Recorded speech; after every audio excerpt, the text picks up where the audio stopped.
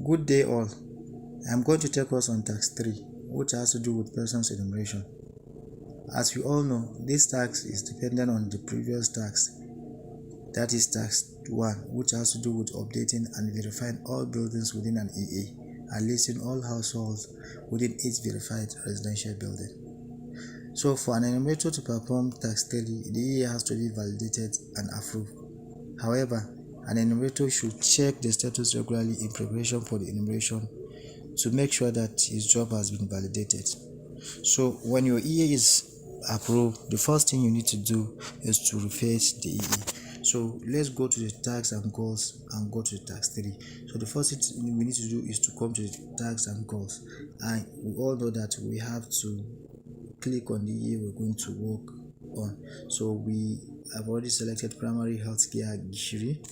Then we are all familiar with tax 1 and tax 2. So our own now is tax 3.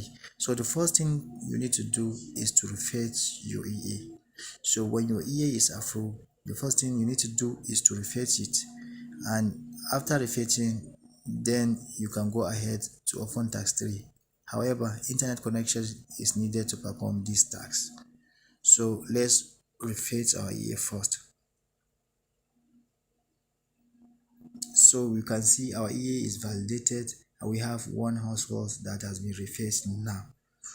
So we can OK it, then we can come to open tax.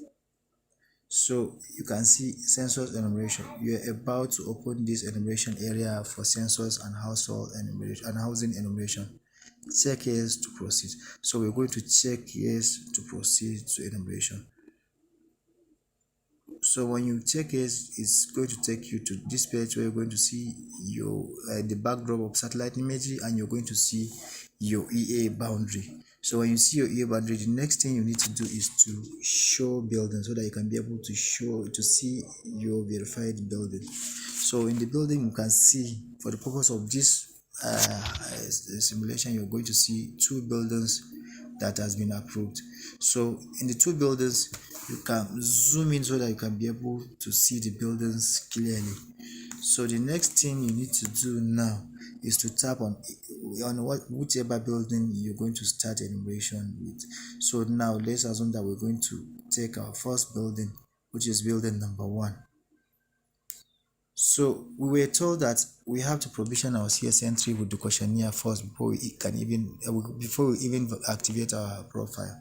So now you can see the person's name, Jeremiah Jacob House. You can see the residential status, which is residential, and you can see verification status, which is verified. So you can show households here. Click on here, this one, to show household. So you can see the name of the household, Said Osman, and you can see the household is already, the building type is already regular or conventional household. That is the household type.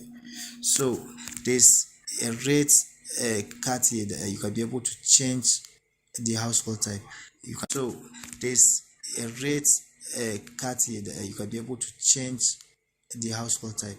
You can see confirmation. This option gives you access to alter the household type, and you can change from residential type previously selected for the household during listing. So you can change residential type. Click proceed to make changes. So let's click proceed and see. So you can see what is the type of household. So you can select the type of the household now.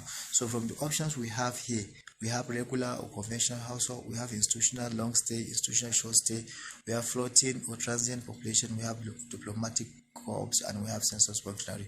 So in this, if an enumerator initially selected maybe a regular or conventional household, and now he realized that the household that he's going to enumerate is not a regular or conventional household, let's say, assume that maybe he found out that it's an institutional long stay, so he can be able to change it to institutional long stay, or from institutional long stay, you can be able to change it to regular or conventional households. So when you select regular or conventional household, the first thing that the system will ask you is, what is the type of household? So it's already regular or conventional household. You can be able to change if you want to change. And the next one is, what is the type of resident of this household? So you can be able to select the type of resident. So for the purpose of this one, let's select conventional dwelling unit. Then by doing so, you are going to now link your CS entry to your questionnaire. So you can see an option here, add persons with CS entry. So you can be able to add any persons you want to add, then you will link